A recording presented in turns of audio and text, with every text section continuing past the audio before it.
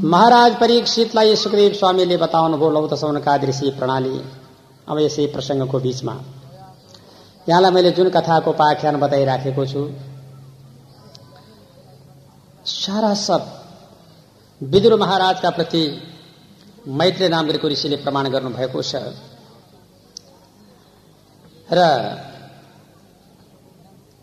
सृष्टि सम्बन्धी वर्णन सुन्न पाऊँ भन्नुभयो। यो सृष्टि हेर्नुहोस् यस्तो छ, सृष्टि पहिला जब यो कसरी रचना भयो होला, कम गाह्रो त छैन। अहिले भइसकेपछि पो सृष्टिको बारेमा कुनै अप्ठ्यारो छैन, गर्दा त पहिला गाह्रो छ नि।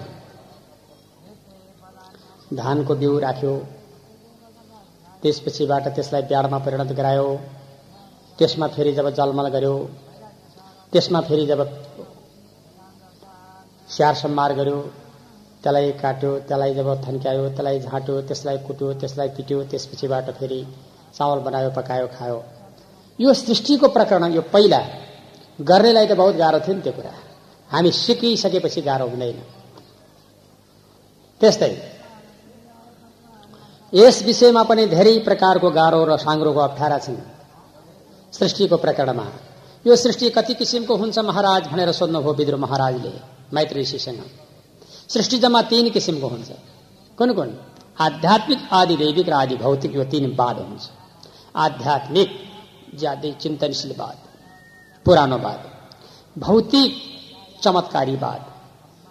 आदि दैविक भइपरि आउने वाद, जस्तो दैवी प्रकोप भन्छ नि, भन्दैनन्? भइपरि आउने वाद।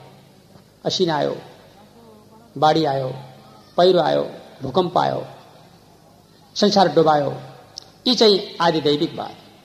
भौतिकवाद भनेको चमत्कारीवाद, आध्यात्मिकवाद भनेको पुरानोवाद। जस्तै आध्यात्मिकवाद बिना भौतिक विकास हुन सक्दैन। म अहिले सानो स्वरले बोलिराखेको छु, ठूलो स्वर आछ। यो केले? माइक्रोफोनले। माइक्रोफोन मात्रले पनि होइन, एम्प्लिफायरले। त्यसले मात्रै होइन, इलेक्ट्रिकले मात्रै होइन, मर्स्याङदीको जलले। मर्स्याङदीको जल नै टप्रकै सुक्यो भनेदेखि यो बोल्ला नबोल्ला? त्यो एम्प्लिफायरले के गर्ने? इलेक्ट्रिकको तारले के गर्ने? माइक्रोफोनले के गर्ने? सबैलाई सहयोग गर्ने त को रहेछ? मर्स्याङदीको जल। त्यसकारणले आध्यात्मिकवाद भनेको निरन्तरवाद, सहयोगीवाद। भौतिकवाद भनेको आध्यात्मिकवादको आड लिएर विकास गर्ने वाद। त्यसै कारणले आध्यात्मिकवाद भनेको तन्त्र मन्त्र आदि गरिएका भौतिक पूर्वाधार तयारी गर्ने शास्त्रका पद्धतिहरू। भौतिक भनेको चाहिँ जब टेलिफोन, रेडियो, टिभी, कम्प्युटर, उड्ने गुड्ने र बुड्ने आदि, यी सारा सम्पूर्ण यी चाहिँ भौतिक चमत्कार हुन्। आध्यात्मिकवाद भनेको यो अत्यन्त गहिरो बात छ। आध्यात्मिकवादले ज्यादै ठूलो कल्याण गर्छ, भौतिकवादले गर्दैन, आदि दैविकवादले पनि गर्दैन। वेद पढेर मुक्ति हुन्छ भन्छ, पुराण सुनेर मुक्ति हुन्छ भनिन्छ, यज्ञ यज्ञादि गरेर जब सबल मुक्ति प्राप्ति हुन्छ भन्ने शास्त्रमा लेखिएको छ। यो आध्यात्मिकवादको परिश्रमले मुक्ति हुन्छ, भौतिक कुरो गरेर चाहिँ मुक्ति होइन। कम्प्युटर चलाएर मुक्ति नै होइन, टिभी हेरेर मुक्ति नै होइन, रेडियो सुनेर नै होइन, टेलिफोन गरेर नै होइन, हवाईजहाज चढेर दिन रातै ती खुत्रुकै मरे पनि होइन।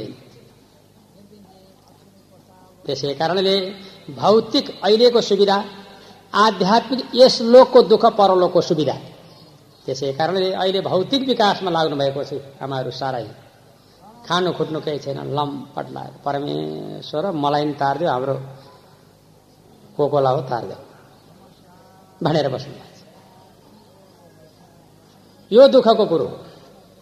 यो अहिले दुःख भए तापनि परत्र सुख हो। यो बिउ राखे हो या यो भौतिकवाद भने चाहिँ रमाइलोवाद, मनोरञ्जनात्मकवाद। अब 20 मिनटमा काठमाडौँ जाने, यहाँको फोटो अमेरिकाको फोटो यहाँ उठ्नेखेरि देख्ने, छायामा एउटा भित्तामा टाँसिएको एउटा सानो ऐनामा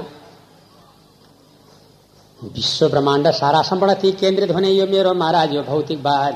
आध्यात्मिकवाद ज्यादै उत्तम बात छ। आध्यात्मिकवाद छोड्नु हुँदैन। दुःख पाइयो रे भनेर आध्यात्मिकवाद छोड्नु हुँदैन। सुख पाइयो रे भनेर जब भौतिक विकासमा मात्रै चरम चुलीमा लायो भनेदेखि बिग्रन जाला।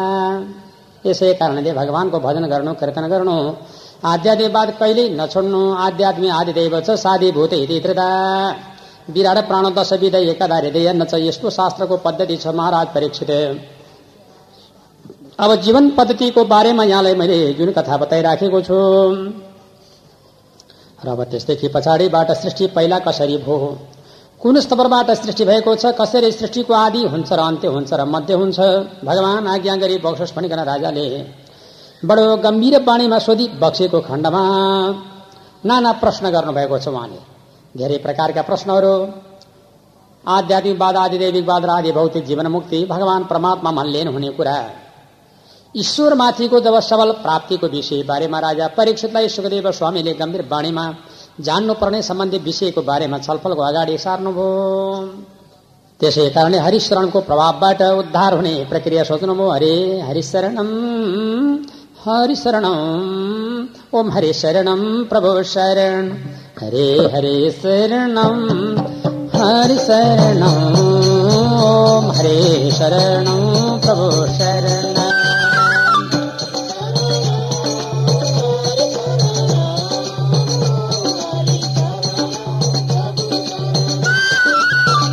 शरणम हरि शरणम